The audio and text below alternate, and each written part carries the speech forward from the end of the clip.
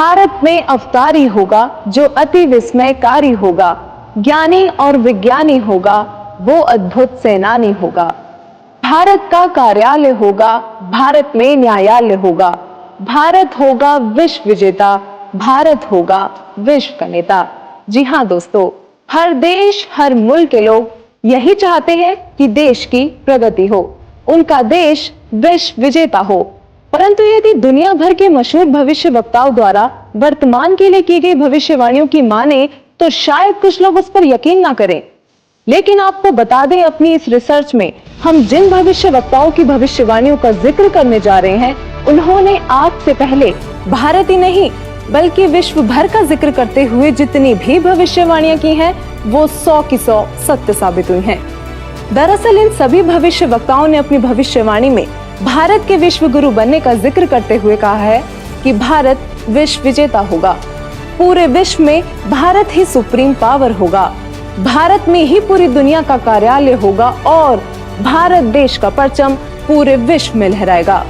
भविष्य वक्ताओं की भविष्यवाणियां भारत में जन्मी एक महाशक्ति के बारे में यह भी बता रही है कि वह महाशक्ति, वह महापुरुष पूरे विश्व में आध्यात्मिक क्रांति ला देगा, जिसके आध्यात्म ज्ञान से हर बुराई खत्म हो जाएगी, जिससे पूरे विश्व में शांति स्थापित होगी और तीसरा विश्व युद्ध भी टल जाएगा।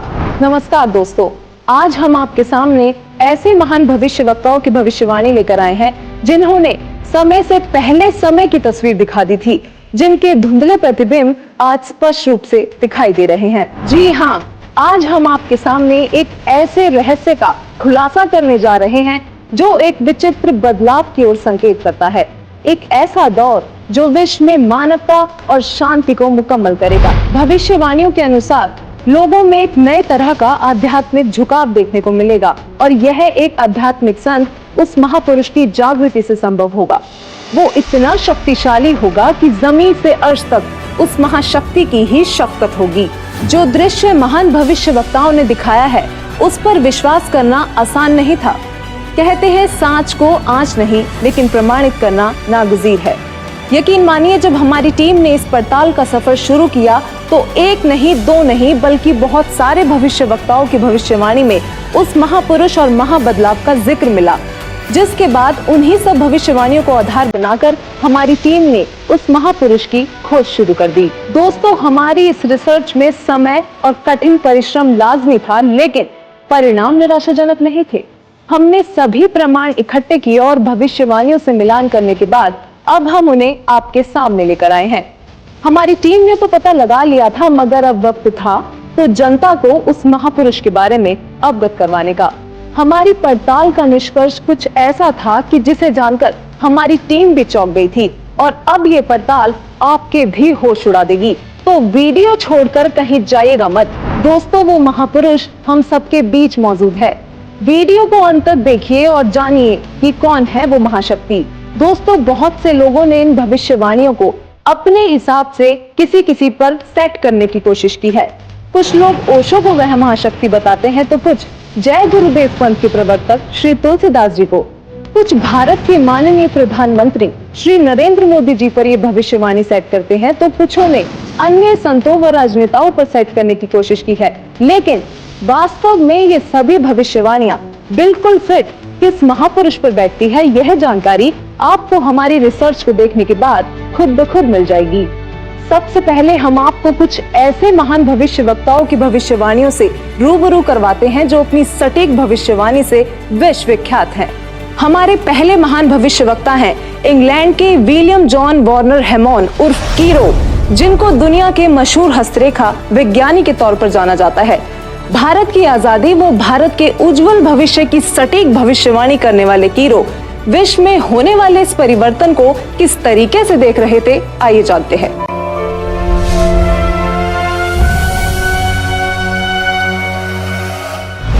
कीरो ने सन 1925 में लिखी पुस्तक में भविष्यवाणी की है, 20वीं सदी अर्थात सन 2000 ईस्वी के उत्तरार्ध में जन्मा संत ही विश्व में नई सभ्यता लाएगा जो संपूर्ण विश्व में फैल जाएगी। भारत का वह एक व्यक्ति सारे संसार में ज्ञान की क्रांति ला देगा।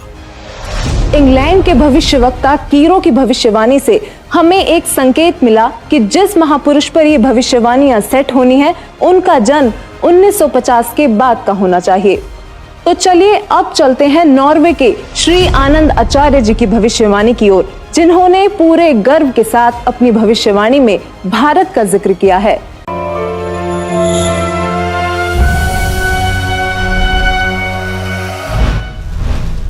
श्री आनंदाचार्य की भविष्यवाणी के अनुसार 1998 के बाद एक शक्तिशाली धार्मिक संस्था भारत में प्रकाश में आएगी, जिसके स्वामी एक गृहस्थ व्यक्ति की आचार संहिता का पालन संपूर्ण विश्व करेगा। धीरे धीरे भारत औद्योगिक, धार्मिक और आर्थिक दृष्टि से विश्व का नेतृत्व करेगा और उसका आध्यात्मिक तत्वज्ञान ही पूरे विश्व को मान्य होगा।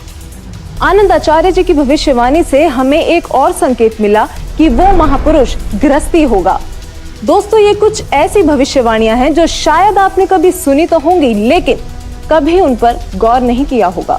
अब देखते हैं नवयुग के बारे में भविष्यवाणी करने वाले इजराइल देश के जाने माने भविष्यवक्ता प्रोफेसर हरार जी का क्या कहना है।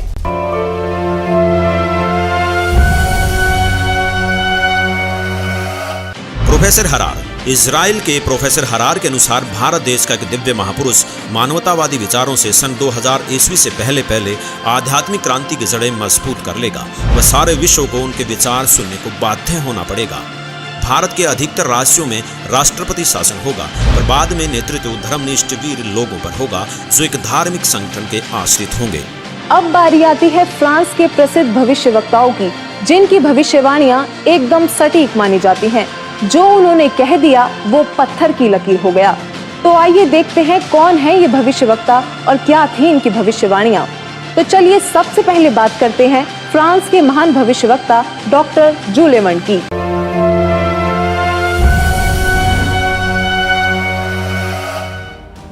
डॉक्टर जूले वर्न के अनुसार भारत से उठी ज्ञान की धार्मिक क्रांति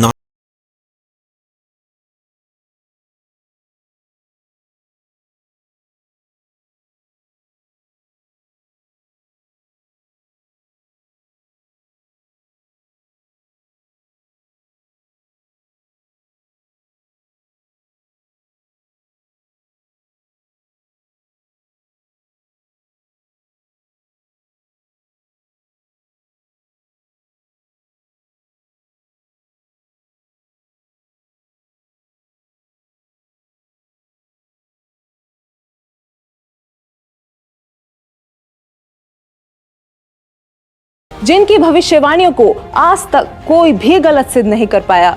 उन्होंने जैसा कहा वही होता गया। नॉस्ट्रेडमस ने अपनी भविष्यवाणी में होने वाले इस महान परिवर्तन की तफसील से व्याख्या की है। तो आइए देखते हैं क्या कुछ बताया उन्होंने अपनी भविष्यवाणी में।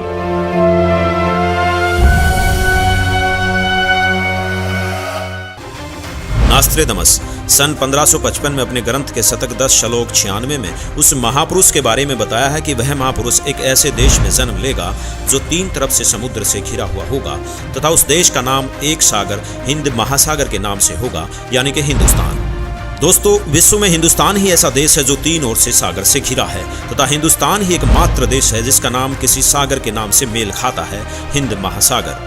फिर शतक 20 श्लोक 25 में कहा है कि वो महापुरुष हिंदुस्तान में पैदा होगा। वह महापुरुष एक ऐसे प्रांत में जन्म लेगा जिसमें 5 नदियां बहती हों। यह उल्लेख उन्होंने शतक 1 श्लोक 50 में किया है। दोस्तों, हिंदुस्तान में पंजाब ही एकमात्र ऐसा प्रांत है जिसमें 5 नदियां बहती हैं, जिनके नाम आपके सामने हैं।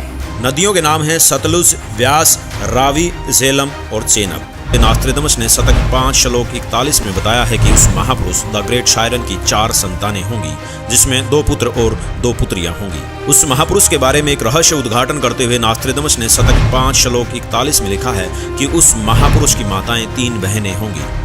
नॉस्ट्रेडमस ने शतक 6 श्लोक 70 में लिखा है कि मैं छाती ठोक कर कहता हूं कि वह महापुरुष ऐसा ज्ञान बताएगा जो आज से पहले किसी ने नहीं सुना होगा। उसके ज्ञान को सुनकर सभी विद्वान कहलाने वाले धर्मगुरुओं को नतमस्तक होना पड़ेगा। एक बेहद हैरान कर देने वाली भविष्यवाणी नॉस्ट्रेडमस ने उस महान पुरुष को लेकर करते हुए शतक 1 श्लोक 50 में कहा है कि उस महापुरुष को देशद्रोह अथवा राष्ट्रद्रोही समझकर लोग नफरत करेंगे, लेकिन बाद में सच्चाई जानने के बाद उससे बेहद प्रेम करेंगे। उसके द्वारा स्थापित आदर्श और विचारों का बोलबाला हर जगह हो जाएगा। नॉस्ट्रेडमस ने शतक 20 श्लोक 25 में कहा है कि वह न तो क्रिश्चियन, ईसाई होगा, न मुसलमान होगा, वह केवल हिंदू ही होगा। शतक 6 श्लोक 17 में नास्त्रोदामस ने कहा है कि वह महापुरुष पूरे विश्व का संचालक होगा, वह महापुरुष विश्व विजेता होगा।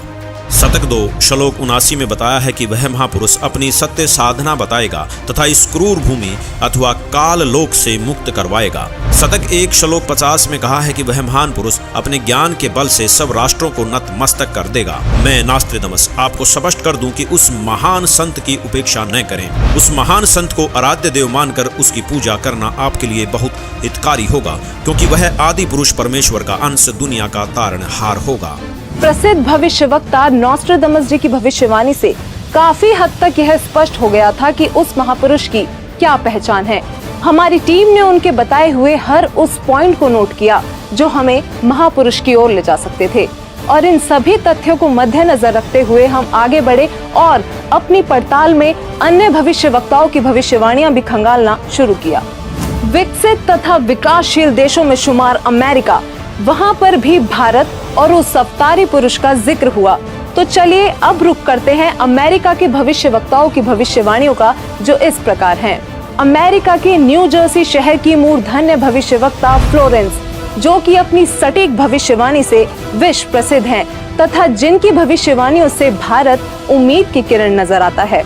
दरअसल इस महिला भविष्यवक्ता ने उस महापुरुष के बारे में ऐसे ऐसे रहस्य खोले हैं जिन्हें सुनकर आप भी अचंभित रह जाएंगी। यह अक्सर उस महापुरुष को ध्यान लगाते समय देखा करती थी। तो आइए जानते हैं उन्होंने उस महापुरुष के बारे में क्या क्या रहस्य खोले हैं।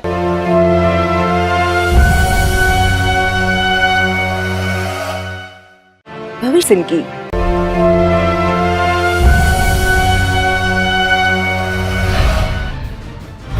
अमेरिका की महिला भविष्यवक्ता जीन डिक्सन में भविष्य दर्शन की जबरदस्त प्रतिभा थी। उनके अनुसार 20वीं सदी के अंत से पहले विश्व में एक घोर हाहाकार तथा मानवता का संहार होगा। वैचारिक युद्ध के बाद आध्यात्मिकता पर आधारित एक नई सभ्यता संभवतः भारत के ग्रामीण परिवार के व्यक्ति के नेतृत्व में जमेगी और संसार से युद्ध को सदा सदा के लिए विदा कर देगी। जीन डिक्सन की भविष्यवाणी से हमें एक और संकेत मिला कि वो महापुरुष ग्रामीण परिवार से होगा, जिसके अभिनेतृत्व में भारत भौतिक, आध्यात्मिक तथा राजनीतिक दृष्टि में तीव्रता से प्रगति करेगा। दोस्तों, अब हम उस महापुरुष के बेहद करीब थे। तो चलिए आगे बात करते हैं तीसरे विश्व युद्ध की भविष्यवाणी करने वाले अमेरिका के ही महान भविष्यवक्ता एंडरसन की, जिनकी भविष्यवाणियों ने रेखा अंकित प्रतिबिंब को प्रत्यक्ष कर दिया। आइए देखते हैं।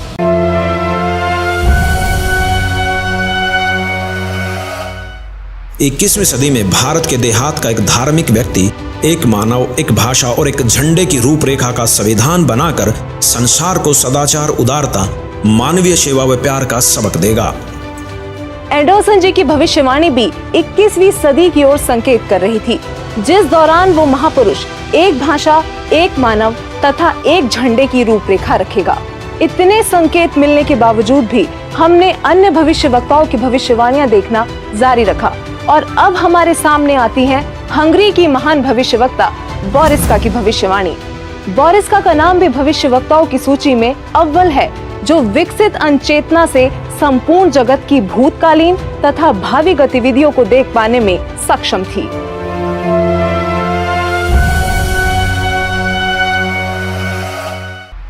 हंगरी की ज्योतिषी बोरिस्का के अनुसार इस आध्यात्मिक व्यक्ति के बड़ी संख्या में छोटे छोटे लोग ही अनुयायी बनकर भौतिकवाद को आध्यात्मिकता से बदल देंगे।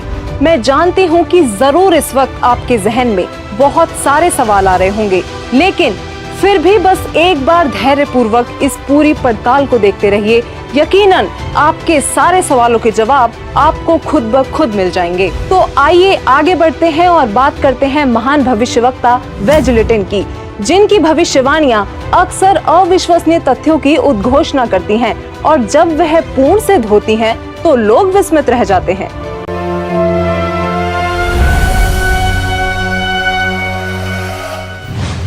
श्री वेजलेटन भविष्यवक्ता श्री वेजिलेटिन के अनुसार 20वीं सदी के उत्तरार्ध में सन 1950 के पश्चात विश्व में आपसी प्रेम का अभाव, मानवता का हास, माया का संग्रह की दौड़, लूट व राजनेताओं का अन्यायी हो जाना आदि आदि बहुत से उत्पात देखने को मिलेंगे। परंतु भारत में उत्पन्न हुई शांति, भ्रातृत्व भाव पर आधारित नई सभ्यता संसार से देश, प्रांत और जाति की सीमाएं तोड़कर विश्व भर में अमन और चैन उत्पन्न करेंगी। भविष्यवक्ता वेजिलेटिन ने अपनी भविष्यवाणी में आज की स्थिति का बखूबी जिक्र किया है। उन्होंने कहा है कि जहां लोगों में आपसी प्रेम का अभाव हो जाएगा, मानवता का ह्रास शुरू हो जाएगा, राजनेता अन्यायी हो जाएंगे और धन कमाने की दौड़ लगी होगी, पूरी दुनिया में अशांति का माहौल होगा, तब वह महापुरुष अपने आध्यात्मिक विचारों से शांति लाएगा। इस हाहाकार को मिटाने वाला महापुरुष बहुत ही जल्द पूरे विश्व में शांति लाएगा। दोस्तों, भविष्यवाणियों की पड़ताल का ये सफर हमारे लिए किसी चक्रव्यूह से कम नहीं था, लेकिन हमें यकीन था कि कहीं ना कहीं ये सफर हमें हमारी मंजिल तक जरूर पहुंचा देगा, और ऐसा ही हुआ।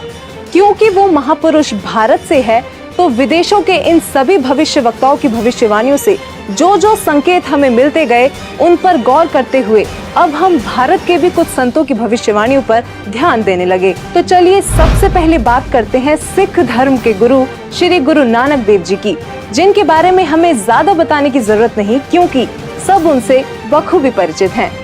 उनकी पुस्तक जन्म साखी भाई बालेवाली में एक ऐसी भविष्यवाणी मिली है जो ये स्पष्ट करती है कि वो महापुरुष कौन होगा। तो आइए देखते हैं क्या है ये भविष्यवाणी।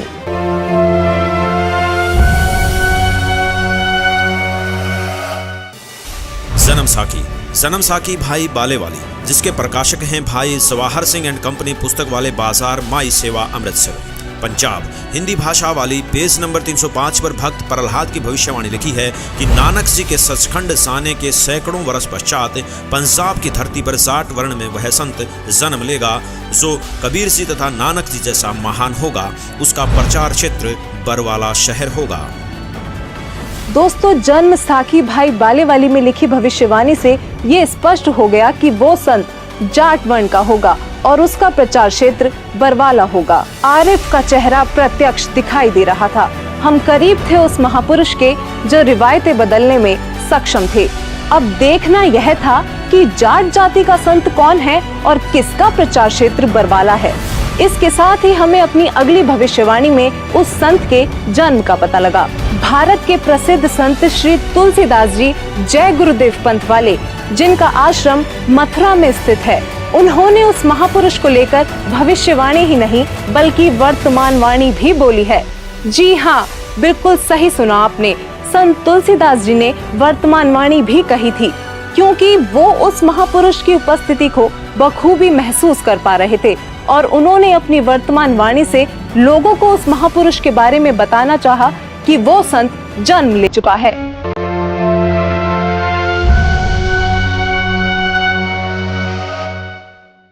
श्री तुलसीदास जी उर्फ जय गुरुदेव जी ने 7 सितंबर 1971 में भविष्यवाणी की थी, जो अपनी शाकाहारी पत्रिका में पेज नंबर 50 में लिखी है कि वह अवतार जिसकी लोग प्रतीक्षा कर रहे हैं वह 20 वर्ष का हो चुका है।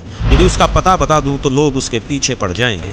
अभी ऊपर से बताने का आदेश नहीं हो रहा है। मैं समय का इंतजार कर रहा हूँ। सभी महापुरुषों ने समय का इंतजार किया है और समय आने पर सबको सब कुछ मालूम हो जाएगा। श्री तुलसीदास जी द्वारा 28 अगस्त 1971 को की गई भविष्यवाणी अनुसार महापुरुष का जन्म भारतवर्ष के एक छोटे से गांव में हो चुका है और वह व्यक्ति मानव इतिहास का सबसे महत्वपूर्ण व्यक्ति बनेगा। उसे जनता का इतना बड़ा समर्थन प्राप्त होगा कि आज तक किसी को नहीं मिला है। वह महापुरुष नए सिरे से विधान को बनाएगा और वह विश्व के संपूर्ण देशों पर लागू होगा। उसका एक झंडा होगा, उसकी एक भाषा होगी। शाकाहारी पत्रिका का उपरोक्त वर्णन पुस्तक जय गुरुदेव की अमृतवाणी भाग 2 के 50 तथा 59 पर लिखा है, जिसकी लेखिका हैं दिव्या शर्मा तथा मुद्रक है अर्जेंट प्रिंटिंग प्रेस, पुराना बस स्टैंड, मथुरा। इसके साथ ही एक और भविष्यवाणी बाबा जय गुरुदेव उर्फ तुलसीदास जी द्वारा 28 अगस्त 1971 को की गई थी, जो शाकाहारी पत्रिका पृष्ठ 59 में लिखी है। संत तुलसीदास जी ने अपनी वाणी में यह स्पष्ट रूप से बताया कि वो संत पृथ्वी पर मौजूद है और 7 सितंबर 1971 को वह पूरे 20 वर्ष का हो चुका है। राजस्थान के भविष्यवक्ता बाबा रामदेव को कौन नहीं जानता। इन्होंने तो कमाल ही कर दिखाया है।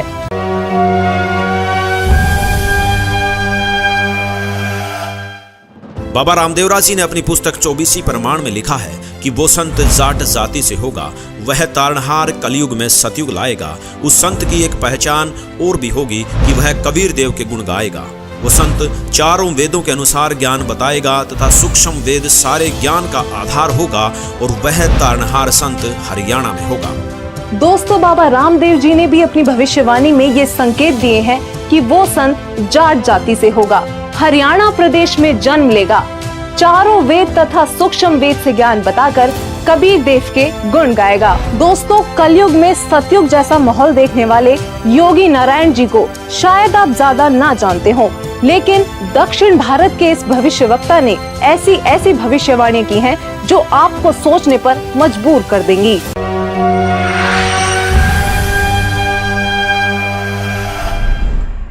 दक्षिण भारत के कर्नाटक के योगी नारायण जी ने अपनी पुस्तक काल ज्ञान में उस महापुरुष के साथ साथ उनके द्वारा लाए जाने वाले राम राज्य का भी जिक्र किया है। योगी नारायण जी की भविष्यवाणी कहती है कि वह दैविक शक्ति वाला महापुरुष पूरे विश्व को एक करके पूरे साम्राज्य पर राज करेगा, सबका प्रभु बनेगा। वह महापुरुष उत्तरी भारत से हो सकता है, ऐसा संकेत दिया है। उस महापुरुष का शासन धर्मयुक्त होने के कारण वर्षा अच्छी होगी, फसल भी अच्छी आएगी। जनता आने वाले समय में ज्यादा पैसों के पीछे ना पड़कर और अपने समय को बर्बाद ना करके तत्वचिंतन, आत्म कल्याण व लोक कल्याण के कार्य में मगन रहेंगे। वो सदियों से ठीक ना होने वाली बीमारी को प्रारब्ध के पाप का फल बोलते हैं, लेकिन उसके द्वारा दिए गए तारक मंत्र से उनके साम्राज्य में आपको प्रारब्ध कर्म के पाप का फल नहीं भोगना होगा और किसी भी प्रकार के असाध्य रोग ठीक हो जाएंगे। वाणी नंबर 22 पेज नंबर 225। उसके आदेश से शराब, तंबाकू, गांजा और भी जितने नशीले पदार्थ हैं उनको खाना पीना तो दूर, हाथ लगाने को भी निषेध होगा। प्रजा में ऊंच नीच का कोई भी प्रश्न नहीं रहेगा, सभी आपस में प्यार से मिलजुल कर रहा करेंगे। कौम, जाति, धर्म के नाम पर झगड़ा कराने वाले स्वार्थी नहीं रहेंगे। वाणी नंबर 23 पेज नंबर 229।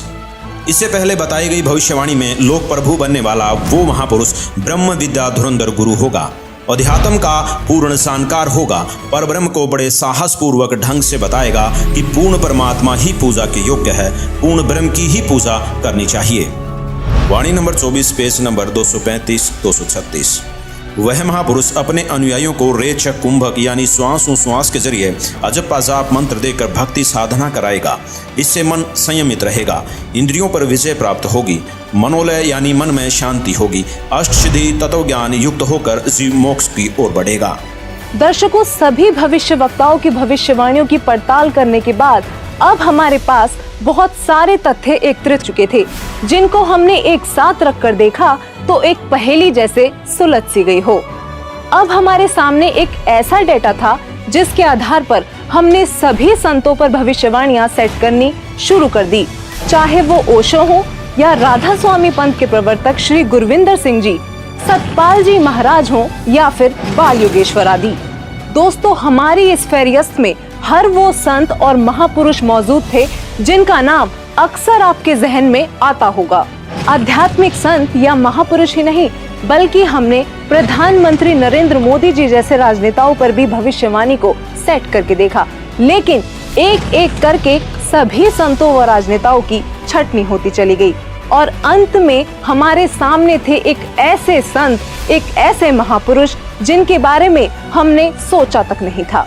केवल एक यही संत ऐसे थे जिन पर सारी की सारी भविष्यवाणियां खरी उतर रही थी। दोस्तों, अब हम आप सभी दर्शकों से अनुरोध करते हैं कि दिल थाम कर बैठिए और तैयार हो जाइए उस महापुरुष को देखने के लिए, क्योंकि अब हम पेश करने जा रहे हैं उस महापुरुष की तस्वीर। दोस्तों, वो संत कोई और नहीं बल्कि पूरी दुनिया में सब संत महंत गुरु आचार्यों शंकराचार्यों से हटकर सर्व धर्म ग्रंथों के आधार पर सद्भक्ति प्रदान करने वाले अद्वितीय महापुरुष जगत गुरु तत्वदर्शी संत रामपाल जी महाराज हैं।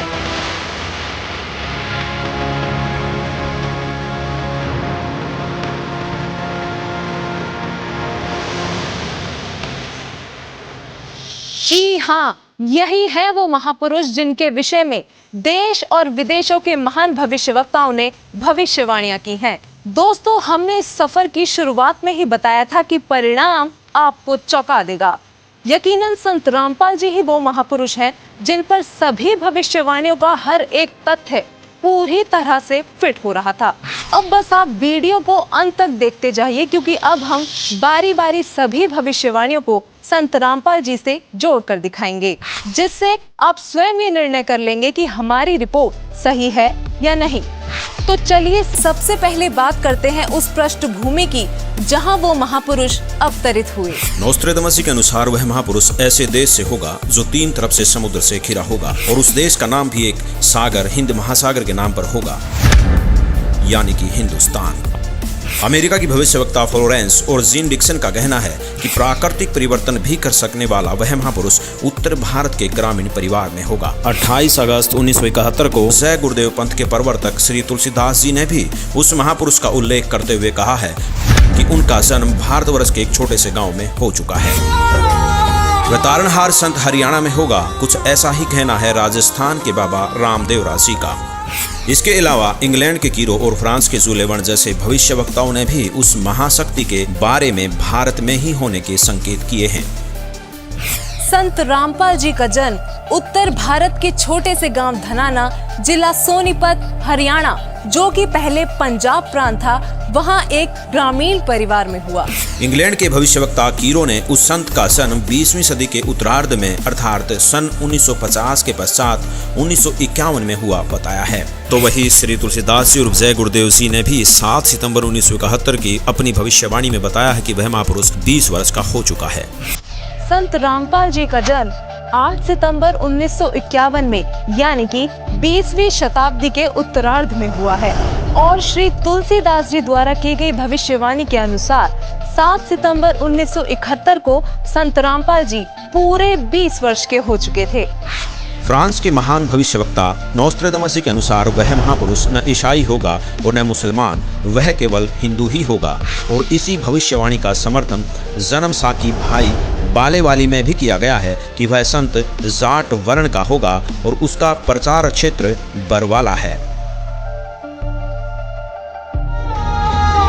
बाबा रामदेवरा जी ने अपनी भविष्यवाणी में बताया है कि वह संत जाट जाति से होगा तथा चारों वेदों और सूक्ष्म वेद से ज्ञान बताकर कबीर देव के गुण गाएगा। यहाँ संत रामपाल जी ही विश्व में एकमात्र ऐसे संत हैं जो हिंदू धर्म में जाट जाति से बिलोंग करते हैं और जिनका प्रचार क्षेत्र भी सतलोक आश्रम बरवाला, जिला हिसार, हरियाणा रहा है। वो सभी धर्म ग्रंथों के आधार पर कबीर देव जी का गुणगान करते हैं।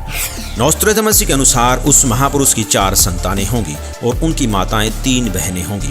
यहाँ नॉर्वे के आनंदाचार्य जी ने भी यही बताया है कि वह महापुरुष एक गृहस्थ व्यक्ति होगा। ये भविष्यवाणी भी संत रामपाल जी पर पूरी तरह से खरी उतरती हैं। दरअसल संत रामपाल जी की माताएं 3 बहनें हैं। ये बात प्रमाणित करने के लिए पेश है आपके सामने संत रामपाल जी की माता जी का यह वीडियो। माता जी, क्या शुभ नाम है आप जी का? चंद्र देवी। माता जी, कौन से गांव से हैं आप? दमकन खेड़ी। माता जी, आप कितने भाई बहन हैं? 6 बहन भाई, 3 बहन 3 भाई। माता जी, आपकी जो 3 बहन हैं उनके क्या क्या नाम है? बड़ी लक्ष्मी, मेरा नाम धरा देवी, उसका है प्यारी।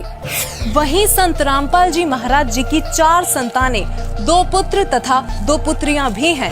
अमेरिका के न्यू जर्सी शहर की भविष्यवक्ता फ्लोरेंस ने बताया कि वह महापुरुष गौर वर्ण के हैं, सिर पर सफेद बाल हैं, न दाढ़ी है और न मूछें। इन सभी भविष्यवाणियों का मिलान आप जी चाहें तो अपने आप भी कर सकते हैं।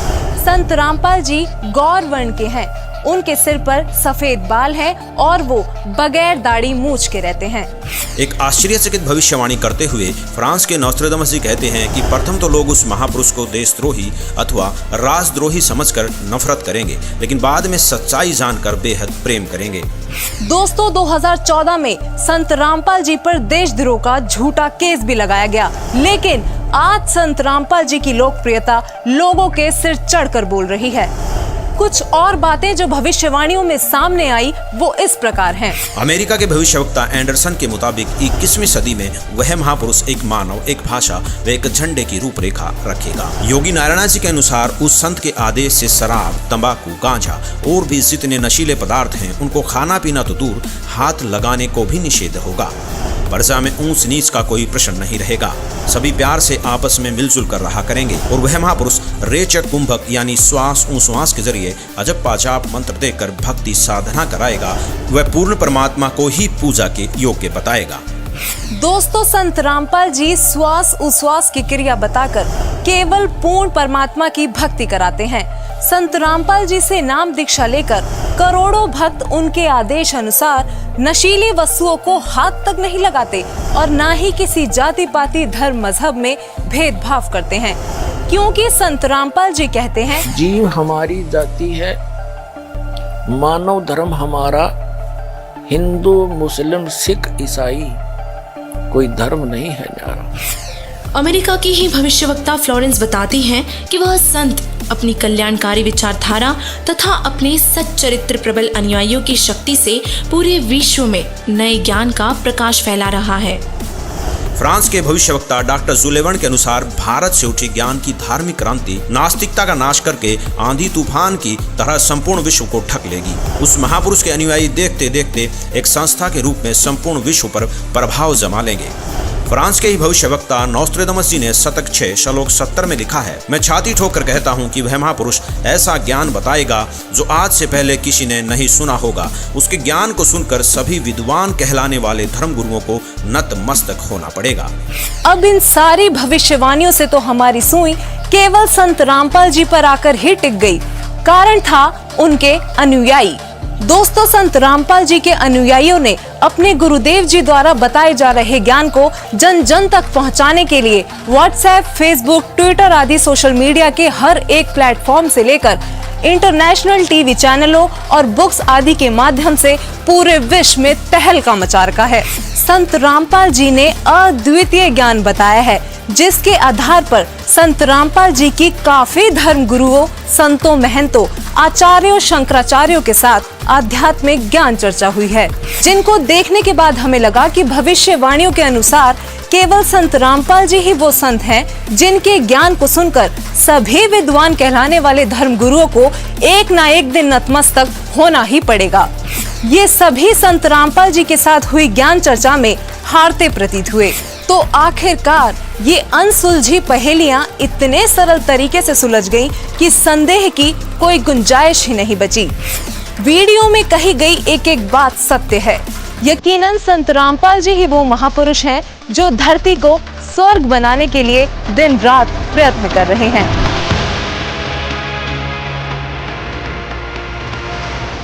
वर में पंथ प्रगट हो वाणी, ये वर्मा पंथ गरीबदास के पंथ में कहते हैं, मेरी महिमा की वाणी, मेरी लीला की वाणी पुनः प्रकट होगी उसके द्वारा, और शब्द हमारे का निर्णय ठानी।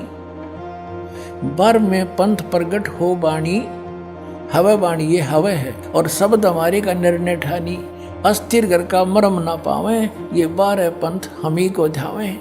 कि 12 पंथ तक, गरीबदास पंथ तक ये उस स्थायी स्थान पर नहीं जा सकते, सतलोक प्राप्ति नहीं कर सकते। फिर कहते हैं वर में पंथ हम ही चलावें, वर में पंथ में हम ही चलकर आवेंगे। गरीबदास वाले में आगे चल गए और सब पंथ मिटा के एक का पंथ चलावें। और कहते हैं अब परमात्मा ने कलयुग को 3 चरणों बांटा है।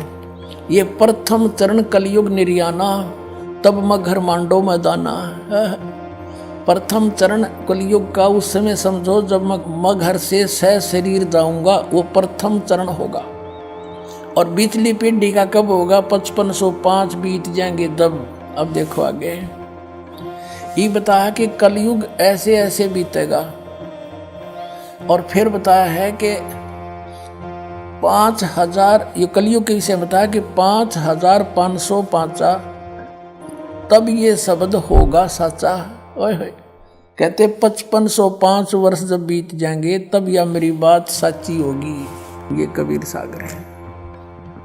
और इसके सवसम बोध नामक एक चैप्टर है, और खंड इसका वही बोध सागर खंड है। 170 पृष्ठ से यहाँ से देखियो, ये सत्य कबीर वचन यानी परमात्मा के वचन है, लेकिन हमारे काम के ये यहाँ से हैं 171 पृष्ठ से। सब संवेद बोध, सब संवेद बोध, यहाँ लिखा है 5 सहस और 500 जब 5 सहस और 500 यानी 5500 जब कलयुग बीत जाए, महापुरुष फरमान तब जग तारण को आए। अब 5 सहस और 500 यानी 5500 जब कलयुग बीत जाए, महापुरुष फरमान तब जग तारण को आए। 5500 जब कलयुग बीत जाएगा तब एक महापुरुष संसार का उद्धार करने के लिए आएगा और उसके पास सही फरमान होगा। फरमान माने वो मंत्र जाप आदेश। हिंदू तुर्क आदिक सब जेते जीव जहान और सत्य नाम की साख गहें, वो पावे पद निर्वाण। अब क्या बताया है कि हिंदू तुर्क, हिंदू और मुसलमान जो अलग अलग होंगे, और फिर और भी जो होंगे जैसे सिख और ईसाई आदिक यानी सभी जेते जीव जहान सतनाम की साख गए, ये पावे पद निर्वाण। निर्वाण माने मोक्ष, मोक्ष पद पावेंगे सब के सब वो सतनाम प्राप्त करके इस दास से, महापुरुष से। जैसे परमात्मा ने कहा था उस कबीर वाणी में कि सभी पंथों को मिटा के एक पंथ चलाऊंगा, उसके विषय में फिर दोहराया है कि वो कैसे एक होंगे। यथा सरित गण आप ही मिले सिंधु में धाये, सत सुकृत के मध्य में सभी पंथ समाये। क्या बताया कि जैसे सरित गण यानी नदियों का, नदियां, सरित गण माने नारी नारी नदी, और आप ही उस समुद्र में जाकर वेग धाय माने शीघ्रता से मिल जाती हैं फटाफट। ऐसे उस सत सुकृत यानी उस सच्चे पंथ के मध्य जो हम चलाएंगे, उसमें तिमी माने उसमें सब ऐसे ही समाये जैसे सरिता दरिया अपने आप समुद्र में स्पीड में जाकर मिल जाती, एक हो जाते हैं। ऐसे सत सुकृत के मध्य सब पंथ समाये, सब एक हो जाएंगे। अब क्या बताते हैं परमात्मा धर्मदास, जो मैंने ये सवसम वेद में जो लिख दिया, जो वचन बोले हैं, ये जब लग पूर्ण होए नहीं ठीके को तिथिवार। ये ठीक क्या होती है, जैसे हमारे पहले पुराने समय में हम छोटे छोटे थे जब यूं कहा करते कि एक व्यापारी भैंस ले गया और पैसे ना देता, आगे से आगे ठीक बता रहा है, आगे तागे समय धर रहा है, पैसे नहीं दे रहा। तो इस प्रकार यहाँ वो बताया है कि यो मैंने जो ठीक दर रखी है ना, ठीक वो निर्धारित समय कर रखा है कि धर्मदास जब तक वो समय नहीं आएगा ना, तब तक तो ये मेरी बात ये सब संवेद में लिखी हुई निराधार महसूस होंगी जो कपटी लोगों को। लेकिन जब वो समय ठीक का आ जाएगा ना, जब देखिए ढूंढा पाटेगा। अब देखो, अब हम फिर आगे कि जब लग पूर्ण होए नहीं ठीक को तिथिवार, और कपट चातुरी तब लो यो सब संवेद निर्धार। कहते हैं तब तक तो मेरे द्वारा ये बात कही गई सब संवेद वाली, ये गुप्त ज्ञान, सब संवेद माने गुप्त ज्ञान जो पहले भी अब भी कहा है, तो ये निराधार महसूस होगा जब लग पूर्ण होए नहीं ठीका, जो ठीक को तिथिवार यानी ठीक उस निर्धारित धरे हुए निर्धारित किए हुए समय की जो समय नहीं आएगा, तब तक तो मेरा यो ज्ञान निराधार महसूस होगा। जब वो समय आ जाएगा ठीक का, जो है ठीक का दिन आवंत, युगंत लिखा आवंत, तो क्या होगा, सब ही नारी नर शुद्ध, सब कपट छोड़ के बुराई त्याग देंगे सब नर नारी।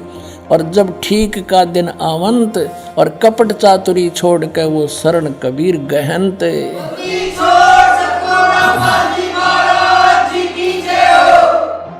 पूरे विश्व में लिखा परमात्मा ने कि सब एक हो जाएंगे। क्या लिखा है कि एक अनेक हव गए और पुनः अनेक हो एक, हंस चले सतलोक को सब सत नाम की टेक। एक से हम अनेक बना दिए काल ने, हिंदू न्यारे, मुसलमान अलग, सिख न्यारे, ईसाई अलग से और नरे धर्म बना दिए और ये मजहब पंथ गणे बना दिए। कहते हैं जैसे हम एक से अनेक हो गए और पुनः फिर हम अनेक से एक होवांगे, पुनः अनेक हो एक और हंस चले सतलोक को सब सत नाम की टेक। ओए होए के सभी सतलोक में चले जाएंगे सतनाम प्राप्ति करके। इस दास से इससे पहले राधा स्वामी पंथालय ने सतनाम का कह ख का भी पता कोई ना, ये काल के दूत थे इसलिए छुपा कर रखी भगवान ने। उनको सतनाम का नहीं पता यू खान का है पीण का। अब ये वास्तविक मंत्र आपको दिया जाएगा, इससे आप सबका मोक्ष होगा, पूरे विश्व में शांति। देखना आगे कितना कमाल किया है कि घर घर बोध विचार हो, मेरे ज्ञान का घर घर चर्चा चलेगी और दुर्मति दूर बहाए, सबकी दुर्बुद्धि दूर हो जाएगी, हाहाकार मिट जाएगा, माया की दौड़, मिलावट, रिश्वतखोरी, आपस में लड़ाई खींचातानी, ये दुर्मति दूर बहाए और कलयुग में एक होकर सब बरतें सहज शोभाए।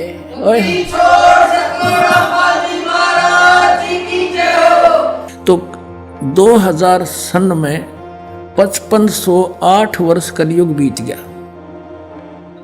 अब हम पीछे चले 5505 निकालने के लिए। 1997 में 5505 कलयुग बीता। 1999 में 5507 हो गया और 1998 में 6 हो गया। 1997 में 5505 वर्ष कलयुग बीत गया।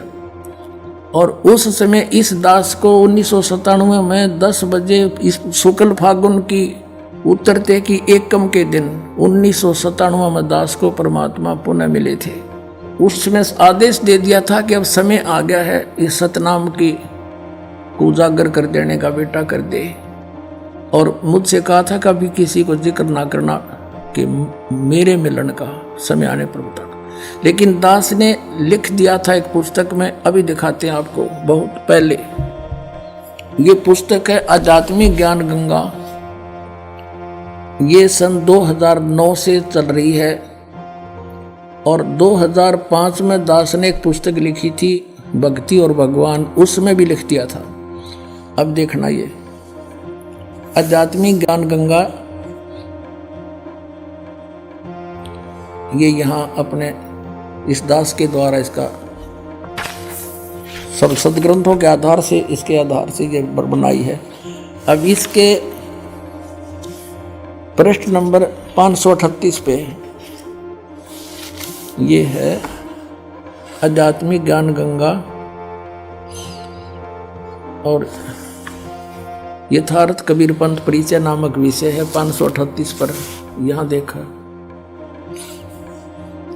मुझ दास रामपाल दास को परमेश्वर कबीर साहिब जी संवत 2053 फाल्गुन मास शुक्ल पक्ष एकम मार्च 1997 को दिन के 10 बजे मिले थे। सार शब्द की वास्तविकता तथा संगत को दान करने का सही समय संकेत देकर अंतर्ध्यान हो गए थे और इसको अगले आदेश तक रहस्य युक्त रखने का आदेश दिया था। किसको? कि मैं मिला।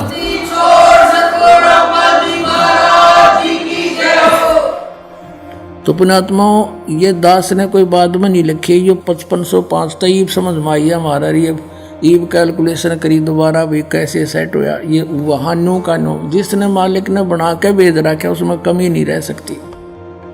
ये दास उसी परमेश्वर का भेजा हुआ है आपके लिए।